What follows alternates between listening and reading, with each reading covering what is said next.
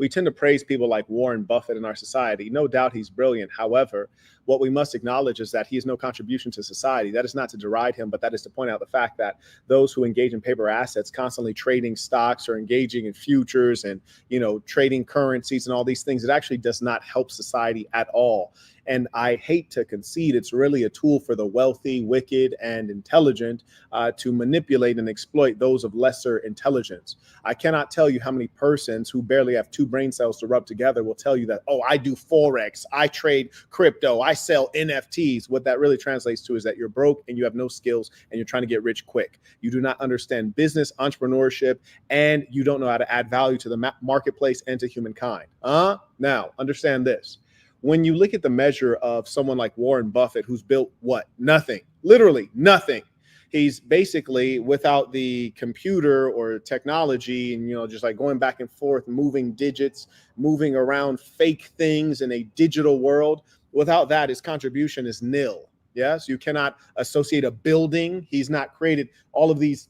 There's nothing in the way of creation. Men create. A humble farmer has done more in their lifetime than a Warren Buffett. Now, maybe he's done something with his charitable contributions. Maybe that's been a value. But in terms of his actual work, there's very little value there. And let's talk about entrepreneurship and business in general, because I want to teach you all. And really, I want to imbue you with a great responsibility that will help you and your family. By the way, for those of you who are real men who stand up, pay what you owe, you can support the work down there because there's no one that can talk it like I talk it. And this is information that will save your life. Pay close attention. I talk to you because I have something to teach. Many come here to teach, but how many of them are actually teachers? My actual training, I was professionally trained as a teacher. And I've taught at the elementary level, the middle school level, the high school level, and the university level, and the graduate school level in a paid capacity. It's different. Come on now. They're here to make $1. I'm here to make a difference. Understand. And not all of you will. I speak to the leadership class. I don't speak to the dimwits. They'll never get it. Now, number one, we talk about the credit system. When I say credit system, we're talking about credit cards, personal loans, every form of debt, student loans, mortgage, etc. Now, mind you, the mortgage, I understand, comes from mortir, which is meaning till death. Is that French? But the point is that is a long loan. And here's the funny thing. If you actually go back in American history, back to a time when we did not have crazy inflation because our fiat currency, the dollar, was linked to something that we perceived to have real value, such as gold. Then you would have a hamburger costing 10 cents, a Coca-Cola costing a nickel. Now, all of a sudden, a hamburger costs $5. And when will it stop? Maybe a hamburger will be $20 sometime soon. But the point is, because you have runaway inflation, the money that you earn has increasingly less value. Wow, was that $1 million that we just grew in debt while I was talking? Okay, so we're growing millions of dollars just by the seconds. That's how incompetent your government is. It's sick and sad, evil, in fact. And because your money has less value and you're getting not compensated very well for your works, especially in certain places where you have scab labor or low-cost labor coming in from abroad, close the borders. It doesn't help you, especially if you're low income. So all of a sudden, your working hours are not paying enough for you to survive, enough for you to be a man and have a woman who stays at home as a wife, a woman who stays at home as a child, raising up your kids to be happy, healthy, and have good self-esteem.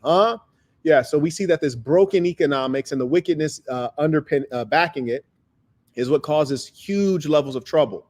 So as I was saying with the credit system, why do we have to have a credit system? Why do you have to have loans? Why does America have such a low savings rate when we used to have a very high savings rate? Well, because you can't afford to save money because you're not earning enough. And here's the worst thing about it, being that you're not earning enough, you still want the same things that you saw your parents have and they saw their parents have. You've been told about an American dream where you get to own your own home and have a white picket fence, and you can have a wife who's happy because you can buy her the things that she wants, the big diamond ring, and you can have a huge wedding that you can't afford, and you can do all of these things and send your kids off to college and all these expensive things. But you do it all on credit. You do it all on loans, and you've been taught that that's okay. In fact, I know a multitude of you guys are brainless and unrealistic because you want things that are now, in fact, really appropriate only for the upper class, for the wealthy, not for everyone. Owning a home is no longer a middle-class dream. Owning a home is actually for the wealthy now, and the corporations. Don't forget about the corporations who own so much of the land in America. Not only American corporations, but Chinese corporations thought they were the enemy. How is it that they own so much land? Even right here in Las Vegas, they own significant amounts of land. You look at our most expensive resorts, the luxury ones, like Resorts World that just came in, and they make all of this stuff to cater to the Chinese. Why? Because they're the ones who have the money. You look at the Wynn. Why are their theme colors inside red? Well, because the Chinese Communist flag is red, isn't it? That's their colors. Why is so much written in Mandarin? Because they're appealing to the wealthy Chinese, not to the Americans. Very soon, we won't even be able to afford the wealthiest places in America, like Manhattan, Las Vegas, Los Angeles, Hollywood, Miami. We won't even be able to afford our own amenities, our own luxuries that are supposed to be for us. But you want to get a little taste of it, don't you? So what do? You go ahead and take out a loan. Imagine so many of these thoughts go down to Miami, go down to La República Dominicana and various other places on a loan. You take out a personal loan to go on vacation. Imagine how down bad we are when you're taking out loans to do basic things. And then you want to get a house and you take out a loan for that. And you've been told that that's normal, when really that's actually not normal. No, it's not normal. If you go back half a century in America, you could actually save up money and buy a house just the same way you would buy anything else, by saving your money. You save your money because you had a high savings rate, you had enough income, and the currency was reasonable enough and strong enough that it had power in the marketplace. So you didn't have to earn a ton of money because you had enough money to do the basics that we all want to do. But now what they do is they back you into a corner and they make you scrounge, and then they show you images of luxury that you cannot afford, but you still hunger for it and you want it and you'll do anything to get it. And you convince yourself that spending money that you don't have is okay. Loans, personal credit, debt, it's not okay. That's money that you don't have. And then you have these fake gurus called Robert Kiyosaki and Grant Cardone and the whole bunch of them. And they tell you, get real estate, use leverage, use OPM, other people's money, get debt. And what they're really doing is they're robbing Peter to pay Paul. And they're creating this whole debt scheme that sometimes doesn't work out. You hear about the successful real estate guys, but do you hear about the ones who suffer when the bubble pops? Whole economy suffered when I was graduating university. Yes, I remember the whole economy was in the gutter. Why was that? Because of all of those loans that were being taken out by people who cannot afford those loans. And many of them fashioned themselves real estate investors when they really weren't. They're just goofy individuals who read Rich Dad, Poor Dad and thought that they could use debt to get ahead. Now imagine this. Imagine the concept of spending money you don't have. What does that actually do? People often use the term slavery, not knowing what slavery really is. Slavery is the obligation to work even when you don't want to work. That's slavery, simply put, right? They don't even need a whip when you whip yourself, dummy. If you sign up for a mortgage, you are signing up for a 30-plus year debt, which means that you have to be able to pay for 30 years, which means you obligate yourself for working and earning for 30 years. That's slavery, but you do it to yourself, goofball. And here's the better thing. I tell you what, I wouldn't mind owning a couple slaves myself. I really wouldn't. And if I get my hands on some, I just might. But here's the thing that we get off easy, making you an employee as opposed to a slave. Why is that, Marquette? Because if you were my slave, I would have to house you and I would have to feed you. And if you get sick, I'd probably want to make sure that you were in good working order because you're just a machine, a cog, a robot to me. But I got to provide for all those things, house you. You might mess around, have some kids, got to house them and deal with all that. You live on my property, so I got to have a large mansion to accommodate you in the slave quarters. But now that you enslave yourself, dummy, be you white, black, Latino, Asian, or otherwise, and I'm an intelligent business person, I enslave you with the credit system and the debt system. And I make you house yourself, dummy. Now you have to pay for your own clothes and your own housing and your own medical. And I give you a little bit of money, which is actually cheaper for me. And I externalize all the responsibility of maintaining my slave to the slave. And you still come in and work endlessly and create wild profits for me, your slave master, also known as your employer. And I make you happy to do that while I cash in millions and billions of dollars. I make you live nearly on nothing, on meager earnings, so that you have to take out a loan for the basics. Imagine, does it not bother you that putting a roof over your head is a basic? And you have to take out a loan for that? Whoever thought of the concept of renting? It's a phenomenal, shout out to the capitalists. Renting is a phenomenal concept. The idea that the place you lay your head, which is one of the most fundamental things in having mental stability and peace, knowing that you have a solid place to lay your head, it won't be taken from you. Renting, extraordinary, beautiful concept. And what you don't realize, some of you think you own your home, but you don't. You're still renting. You go from renting from the landlord to renting from your government. Marquette, what do you mean? Well, yes, rent means you don't own it. That's what it means. So you might rent and then you go get yourself a mortgage. Then you're renting from the bank and say you pay off the mortgage, slim chance. Then you're not renting from the bank. Now you're renting from the government. What do you mean? Because you're paying taxes. You're still paying. You're still paying. You see, with this iPhone here, I went in, I said, how much does it cost? They said it costs $1,300, whatever it costs. I said, okay, boom, here's $1,300. I own this. No one else can use it, take it, or touch it. It's mine. I own it. I can hand it off to someone else. I can give it away. There's no other cost associated with it. I own it. Conversely, if you have a home and you've paid off the mortgage, you still have property taxes. What tax do you know of that you have to continue paying? I thought you pay the tax one time. Yes, I did pay taxes on this when I purchased it. Then I was finished with that. But on your home, you keep paying taxes, which means you are now renting from the government. And you should know that if you are a man and you have a wife and a child, and if for some reason you meet fate early and your wife and children are still alive, still need a place to live, now they have to be able to pay taxes on that home. Now, if you are a successful man, you have $1 million, multi-million-dollar home, those taxes might be expensive. The upkeep might be expensive. And your wife, who's been a good mother and a good wife, staying home, which is appropriate, now she can't afford that. And she gets evicted, not by the bank because you paid off the loan, not by the landlord because you weren't renting, but by your government. And what you forget is the government was not created to rule over you. The government was not supposed to be over you. It was supposed to be under you to serve you. We create governments to provide for common needs, bridges, roads, schools, basic things like that. That's what the purpose of government is. You've forgotten. Somehow you've taken your government to become God. Government has replaced God for you. And we're in a truly sick era. We're going to get into this. So please pay attention. The ism is deep, apparently. They ain't getting it. They ain't getting it. Now, let's teach some man lessons here. Because the American government will not be around to support you. I promise you. They can't even fill the potholes in the roads today. They're in trillions of dollars of debt. By the time you are old, you will have to provide for yourself. You need to start preparing now. That doesn't disturb you? You don't wonder where has your human instinct for freedom gone to? Where has your spiritual inclination gone to? Have you forgotten what God is? You think these government people are God? You let them rule over you and tell you what to do as though they are not of flesh and blood like you are? We're so lost. Don't be mind blown. No, take it in and deal with what it really is. Burn it up and then carry on.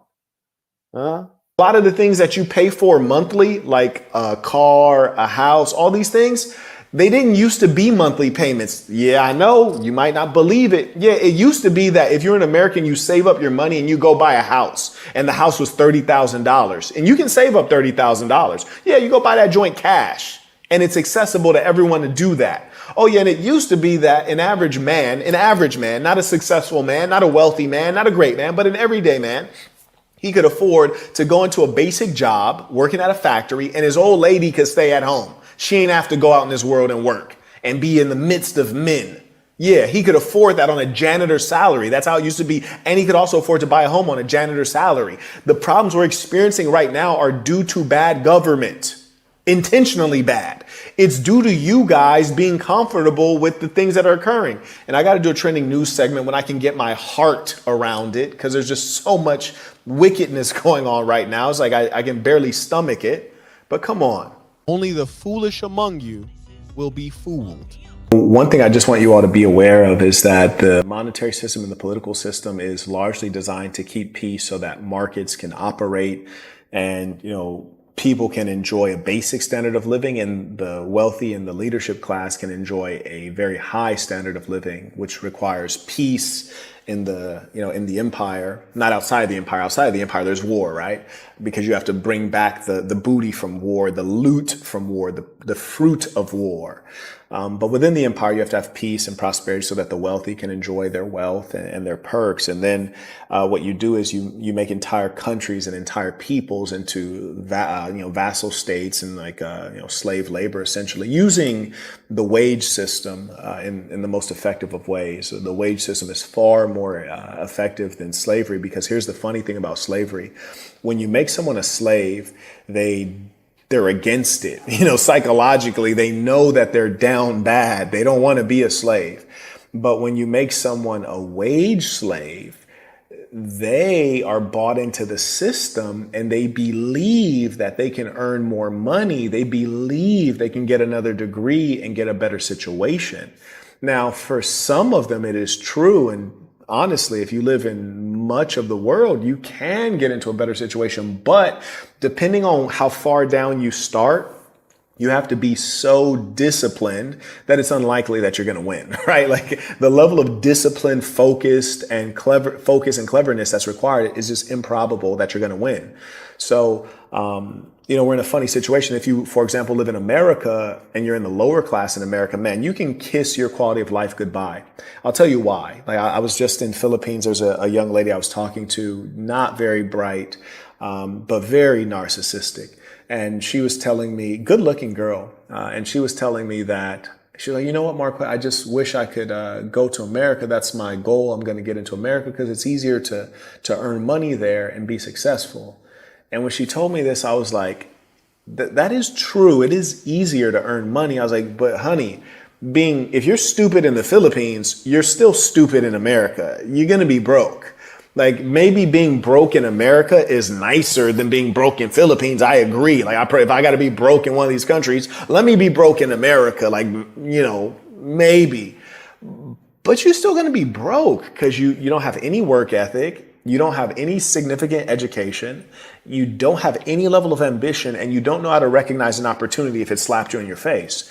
So why do you think you can make it in America where there's people who are more educated, more ambitious, and they're from America and they still ain't made it? Immigrants usually do outperform Americans. That is true. But in her case, she's never going to make it to America, right? Now, here's the other thing. When you're talking about America and the monetary or the quality of life, it's about to decline because you're having an influx of low wage earners, right? Illegal immigrants, illegal aliens, some call them, right? Primarily coming in from Latin America. And once they come in, they're driving down real wages. And not only are they driving down the wages because they're competing for unskilled jobs, they're also putting a weight on the various welfare systems, whether it's the healthcare system or EBT or what have you, or housing pressure, which is going to cause housing prices to go up higher because there's more demand for housing. We already see this happening in New York, right? We saw a situation where I forget what they call it, the euphemistic term, but like not asylum city, but you guys know what I'm talking about.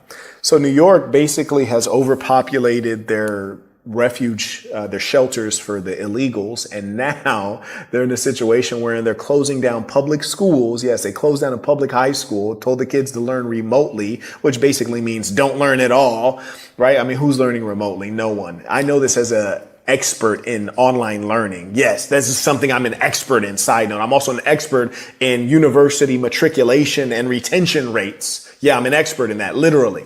Online education has a much higher fail rate than in-person education. Go figure. That's at the university level. At the high school level, of course, it's even harder for youngsters to learn remotely. They have whatever. Point is this.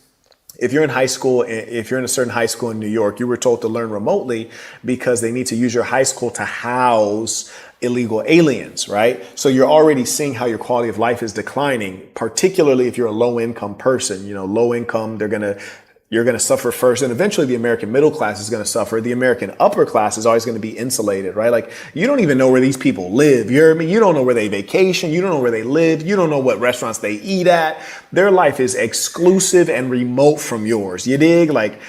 So they're not going to be impacted by this. And that's why people like AOC, who are multimillionaires, they're fine, degrading the quality of the country. And I don't say this as a person who's anti-immigrant or anti any particular racial or ethnic group. I say this as a person who's traveled around the world and I understand. I just am a person who understands what's going on. So for example, I've been to Mexico many times. Shout out to Mexico. And I have a lot of fans in Mexico. The Mexicans, and it's not Mexicans really that are coming through, it's everybody from Latin America. You hear me? They're going through Mexico, and Mexico letting them go through, like, bro, like, go ahead, andale, mami, ia, what's popping tonight?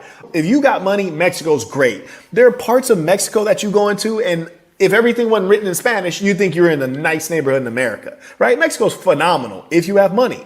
People are under the idea that they get to America, that they're just going to get a free ride in a fancy car. And at some level, it's true, but eventually there ain't going to be enough free rides and fancy cars to pass out. And then what happens is that the developed world underdevelops itself.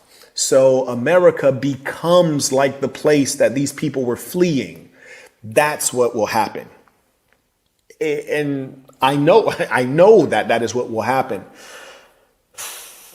And there's no level of assimilation going on. There's a reason that certain countries are underdeveloped. And, I used to, when I was an uninformed youth, I used to think it was racism or, white supremacy, but it's not. There are certain cultures that are less than. For example, I was in one particular country and there was a beautiful resort, like A1 resort. Like you got to have some money to be here, right? So I'm in this gorgeous resort in a particular country. And there were a lot of signs around that said no spitting. No spitting? What are you talking about? Who's walking around spitting? Well, there is a culture of people where spitting is not frowned upon. Even if you're spitting indoors, spitting into trash cans is not frowned upon in a certain culture. I'm not going to say what it is. Some of you might know if you're sophisticated, well-traveled, or if you're in that culture, you might know what I'm talking about.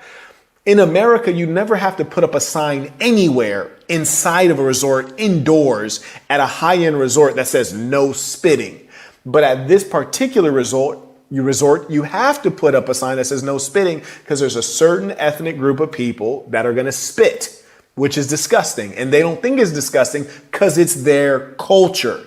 Now, some cultures are less than other cultures. For example, I find Westerners filthy in as much as they walk inside the house with their shoes on. That's filthy. Each culture has certain features that are fairly despicable. No culture is like across the board superior. I've observed this. But certainly in the ways of capitalism, being civil, and things like that, there's some cultures and countries that have an advantage. And if you bring in a high number of persons from a different culture, a lower culture, then they're going to underdevelop your culture. America, for some time now, has not been forcing assimilation, which is to say, if you want to be in America, figure out what that means. Like, learn what it is to be an American. How stupid are people? Very, actually. Let me answer that myself. Very not smart. Very extremely not smart. Somebody riddle me that. It makes a grand total of 0 cents. I can really tell you what's real, not from guesses. Life is too serious for you to rely on someone else's guesses. You feel me? You want to deal with what is factual and reliable. And if I don't know something, I just tell you like, I don't know. You see, I never purport to be God, the beacon of all knowing. I am the beacon of all knowing. No, I am merely a man. I'm merely a man. I just happen to be a wise man, you dig, of which there are very few. And I just want to encourage you guys to seek greater meaning. There's so many of these clowns on the internet that are talking about, I want to be a millionaire. I'll teach you how to be a millionaire. Or I'm going to be a billionaire. It's like getting money is fantastic. I highly recommend it, but that's not the measure of a man or of anything. So sometimes you go brain dead watching life, forgetting to live life. What I mean is that you should be asking yourself, am I watching life right now or am I living life? And every time you should be trying to live life. Ladies and saints, let us end this with our tradition. Creed of the Assassin. Repeat after me with full conviction, knowing this is true of you. The Creed of the Assassin. I'm going to be who I truly am because I'm remarkable. And I'm going to strive every moment to show the greatest part of who I am. Until next time, peace to the saints.